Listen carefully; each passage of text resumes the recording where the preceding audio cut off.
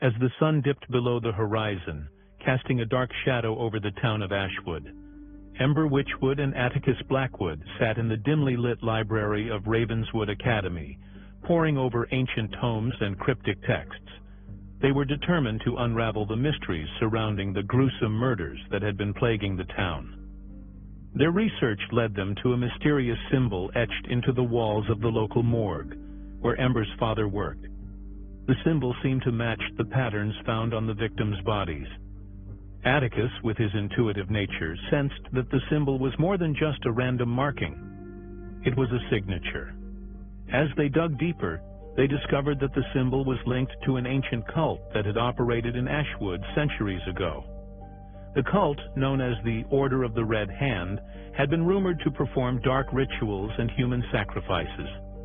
Ember's father, Dr. Witchwood, seemed to be hiding something.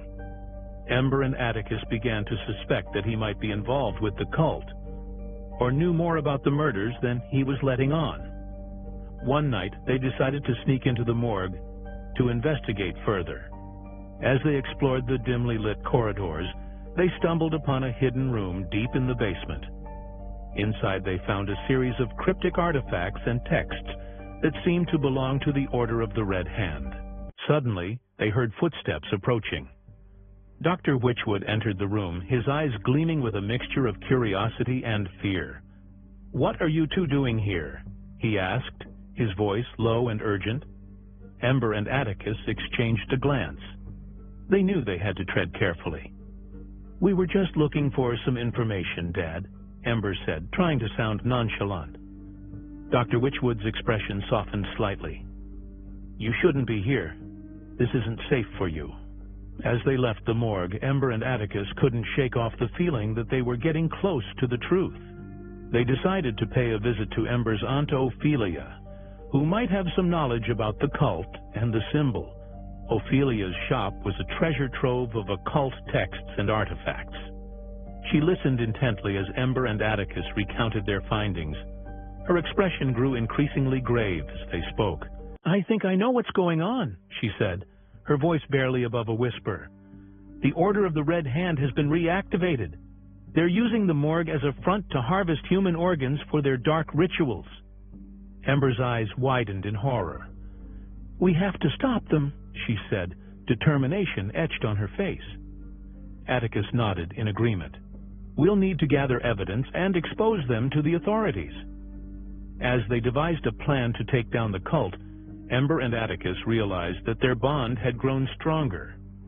They were in this together, and nothing would stop them from uncovering the truth and bringing justice to Ashwood. The darkness that had seemed so ominous at the beginning of their journey now seemed like a challenge they were ready to face head-on. With their combined intellect and courage, they were determined to outwit the forces of darkness and emerge victorious. As they prepared to take down the cult, Ember and Atticus couldn't help but feel a sense of excitement and trepidation. They knew that they were in for a wild ride, but they were determined to see justice served. The night of the cult's next ritual, Ember and Atticus snuck into the morgue, armed with hidden cameras and recording devices. They had informed the authorities about the cult's activities, and a team of detectives was waiting in the shadows, ready to pounce. As the cult members began to gather in the hidden room, Ember and Atticus started to record the evidence. They captured images of the symbol, the cult members' faces, and the dark rituals they performed. But just as they thought they had enough evidence, the cult members discovered them. Ember and Atticus were dragged deeper into the morgue, facing off against the cult's leader, a figure shrouded in darkness. "You fools," the leader sneered. "You think you can stop us? We have been planning this for years, and nothing will stand in our way." Ember and Atticus exchanged a determined glance. They knew they had to act fast. Atticus used his knowledge of the dark arts to create a diversion, while Ember used her quick thinking to disable the cult members. As the police arrived, the cult members were apprehended, and the leader was revealed to be Dr. Witchwood's business partner, a man named Silas. With the cult dismantled and the evidence in hand, Ember and Atticus were hailed as heroes. They had uncovered a dark conspiracy and brought justice to Ashwood. As they stood victorious, Ember turned to Atticus and smiled. "We make a pretty good team, don't we?" Atticus smiled back, his eyes gleaming with admiration. "We're unstoppable, Ember."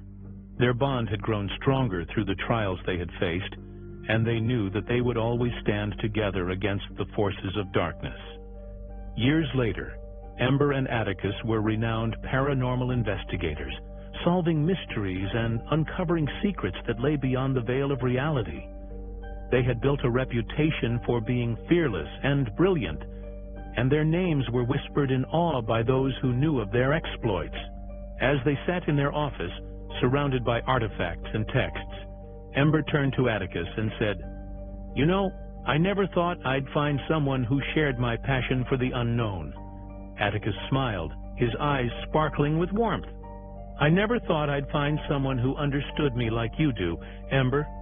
Their partnership had become a legend in its own right, a testament to the power of friendship and determination in the face of darkness. As the years passed, Ember and Atticus's relationship blossomed into something more. They found themselves falling deeply in love, and their partnership in solving mysteries became a partnership in life. One day Atticus took Ember to the same spot where they had first met, got down on one knee, and proposed to her. Ember, overwhelmed with emotion, said yes. Their wedding was a beautiful blend of Gothic and romantic elements, with Ember's Aunt Ophelia officiating the ceremony. The guests were a mix of friends, family, and fellow paranormal investigators. After the wedding, Ember and Atticus settled down in a cozy Victorian house on the outskirts of Ashwood. They continued to solve mysteries together, but now they had a new focus: building a family. A year later, Ember gave birth to twins, a boy and a girl named Rowan and Raven. As they grew up, Rowan and Raven inherited their parents' bravery and curiosity. They would often sneak into the attic, listening to their parents' stories of paranormal investigations and dreaming of the day they could join the family business. As they entered their teenage years, Rowan and Raven began to accompany their parents on cases, learning the ropes and developing their own skills. Rowan, the more analytical of the two, became an expert in forensic analysis, while Raven, with her intuitive nature, developed a keen sense of empathy and perception. Together, the family of four solved some of the most baffling cases in Ashwood's history. They became a formidable team, with Ember and Atticus proud of their children's abilities. One day, as they sat around the dinner table, Ember turned to Atticus and said, "You know, I think we've created a legacy. Our children are carrying on our work, and they're doing it with passion and dedication." Atticus smiled, his eyes shining with pride. "We've built something special, Ember, a family that loves and supports each other no matter what." As they finished their meal, Rowan and Raven looked at each other, excitement in their eyes. "Mom, Dad, we have a new case we want to work on," Rowan said, pulling out a folder filled with research. Ember and Atticus exchanged a knowing glance, and Atticus nodded. "Let's hear it, kids. What's the case?" The family leaned in, eager to dive into the next mystery, ready to face whatever lay ahead together. As the family leaned in, Rowan began to explain the case. "We've been investigating a series of strange occurrences at the old abandoned mill on the outskirts of Ashwood. People have reported hearing strange noises and seeing ghostly apparitions." Raven added, "We've done some research and found that the mill has a dark history. It was once the site of a tragic accident that killed several workers." Ember's eyes lit up with interest. "This sounds like a classic case of a haunted location. Let's take a closer look." Atticus nodded, pulling out a map of the mill. "I've got the blueprints here. Let's go over the layout and plan our investigation." As they pored over the map, the family discussed their strategy. Rowan would handle the technical equipment. Raven would focus on interviewing witnesses. Ember would analyze the evidence, and Atticus would provide his expertise on the paranormal. With their plan in place, the family set out to investigate the old mill. As they approached the building, they could feel a chill in the air. The atmosphere was tense, and they knew they were in for a wild ride. As they began their investigation, they captured evidence of strange noises and movements. But it wasn't until they reviewed the footage that they discovered the shocking truth. A ghostly figure, believed to be the spirit of a former worker, was seen wandering the halls of the mill. The family knew they had to communicate with the spirit and help it find peace. With their combined skills and expertise, the Witchwood-Blackwood family was able to resolve the case, helping the spirit to move on and bringing closure to the community. As they left the mill, Ember turned to Atticus and smiled. "You know, I think our children are ready to take the reins. They're learning so much and becoming excellent investigators in their own right." Atticus nodded in agreement. "I couldn't be prouder of them.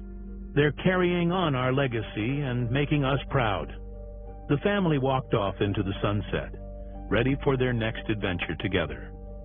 Years went by, and the Witchwood-Blackwood family continued to solve mysteries and uncover the truth.